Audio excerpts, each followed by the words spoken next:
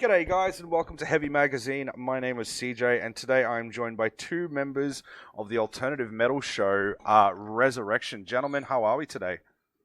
Yeah, good. How you going? Good, man. Good. If you two just want to introduce yourselves and what you play in the band, that'd be great. Well, it's just me today, CJ. So it's my name is Sticks McTees. I play drums in Resurrection, and I am the I guess you would say the founder of it. I put the project together. Nice. Sorry, hold on. Do you not want Jake to be a part of this one as well? Oh, no, Jake's not in Resurrection. Isn't Jake part of Joy in Motion? Sorry, I'm getting that fucking confused. I knew it was one of you boys. Sorry, it's Josh, isn't it? Josh is normally, Josh isn't here, couldn't make it, so it's just me now. Oh, so by Josh, do you mean Josh Wesling, who's also in Joy in Motion? Yeah. Yeah. That's the confusion. Sorry, he asked me if I wanted to join in on this, and then he's like, I actually can't do it. So I'm like, yeah. Fuck, bro. I am so sorry, Jake. Man, if you... Oh, fuck, I feel bad. Yeah, I'm still getting to know who the new members are. Man, Jake, if you want to, bro, I'll fling you a message on Facebook when I'm good to go with Dave, man, when I've finished that. I thought this was going to be... G'day guys, my name is CJ and you are listening to Heavy Magazine. Today I am joined by the founding member of the alternative metal show, Resurrection from Brisbane, Queensland, Australia. How are you going today, man? Hey, CJ, what's happening, man? Not much, bro. Not much at all, man. So today we're here to talk all things Resurrection, what's been going on in your world, and then we're here to talk about Kaiju Fest as well. So got a lot of exciting things to talk about, man. So we're talking after 2 days after you guys just played Ipswich for the first time, man. How did that go for you?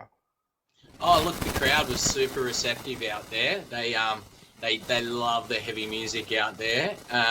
To be honest, we had some technical difficulties. Bunch of our equipment went down, and we got rescued a little bit by the Void Matter guys and stuff. But that's rock and roll. So always, man, always. Yeah. But yeah, look, if there's one for it to go wrong at, because if I'm not mistaken, this is you guys have kind of been going through a bit of a rebrand, which I will we'll touch on in a second. But first of all, I've got to ask yourself, dude. Obviously, you guys have been going for a couple of years now.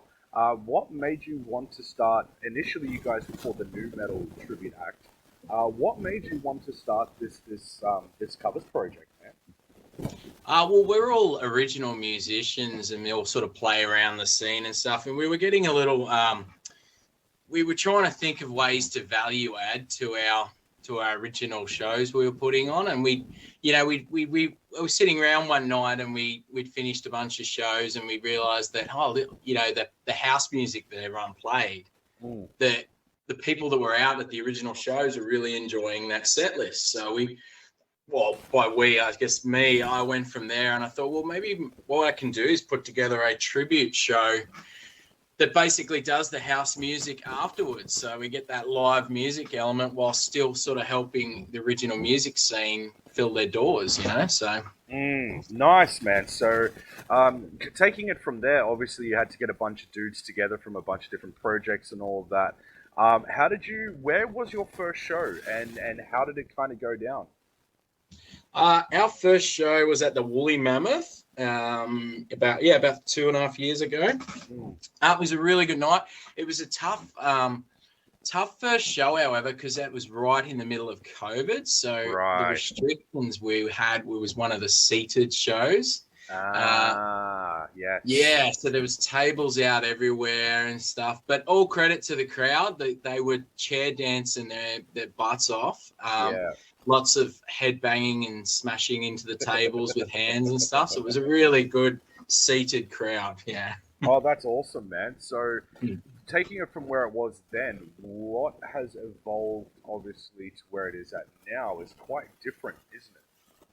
Yeah, well, we started out as a 6-piece. We had a DJ, 2 guitar players, singer, drummer, and it was good. But a lot of the places we were playing, there was the stage space just didn't permit for that many members. Yeah. And just through the process of no one was sacked or let go or everything, but guys moved on who were in those roles, and we just didn't replace them because they've basically become a more compact unit, which we still managed to deliver all that stuff we used to deliver with the DJ and stuff. I just basically run a roll and pad and do a lot of DJing while I'm drumming now. So yeah, right.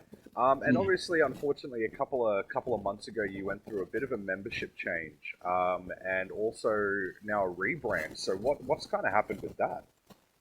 Yeah, so my previous frontman, Brian Robinson, he's actually a bloke I used to be in the military with. Me and him go back a long way, and he was one of the founding members as well.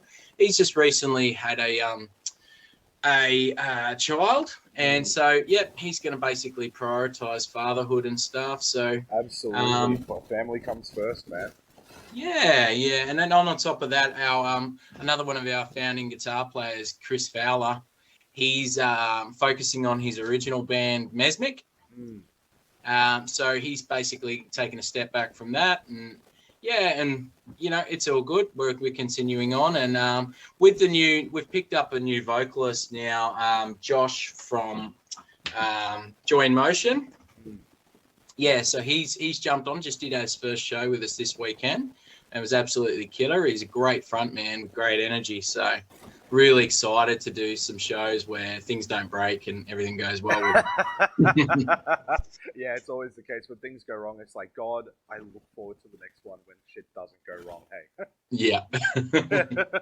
And I've seen too, obviously, you guys have rebranded and kind of gone to what you guys call alternative metal now. So what's the change in the sets that you guys do, and what was the inspiration to move more to alternative metal?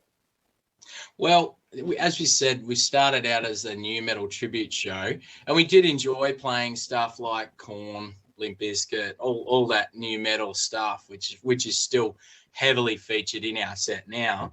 However, with the lineup changes, we wanted to basically widen up what we could cover. We wanted to play stuff that didn't fall in to that new metal niche. We just wanted to open our scope a little bit to see what else we could bring to the crowd, So yeah, absolutely. And I got to ask too, when obviously picking a set like this, like you guys have a big broad stroke of bands that you guys kind of cover. What's the selection process for music in doing that? Yeah, that's a really good question, CJ. So actually, initially we had to modify the way we did things, because we put a set list together that was very much a musician set list, and we were basically self-serving ourselves there a bit.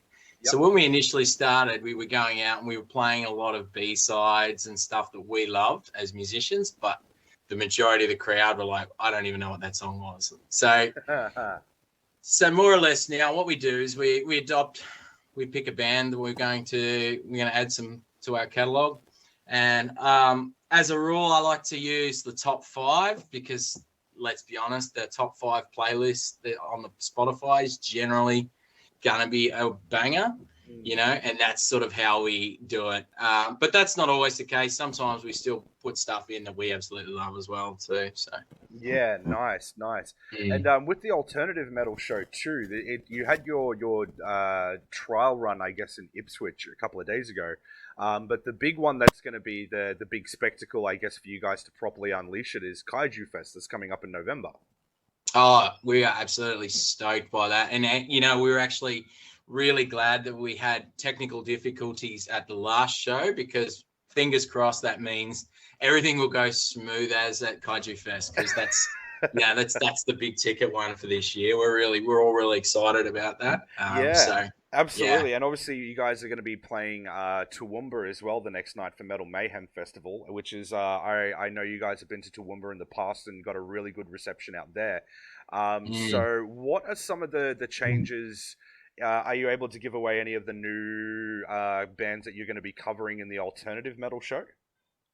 There'll be some, I don't want to give too much away at this stage, but I mean, if you banged on a alternative metal playlist off Spotify, you'd get a good idea of what we're probably going to pull out for people out there. So we'll go keep the lid on it a little bit because we like to keep a surprise. Yeah, awesome. And I did want to cover too. Obviously, if people know who you are and have seen you, you guys do mask up. You guys do have, quite a bit of a theatrical element, and because of the new metal and the alternative metal, there's quite a bit of a variety to be able to pick from as to what you guys can wear. So what has been some of the transformations and different things that you guys have actually done in the past, and where are you at now with it? Yeah, so the reason we chose the name Resurrection ties in with that a bit, actually, because it was kind of as you would know, alternative heavy metal. There's always the real dark theatrical component to it. I mean, you look at bands like Slipknot, Mudvayne, there's always this dark theatrical side. Rammstein goes like that.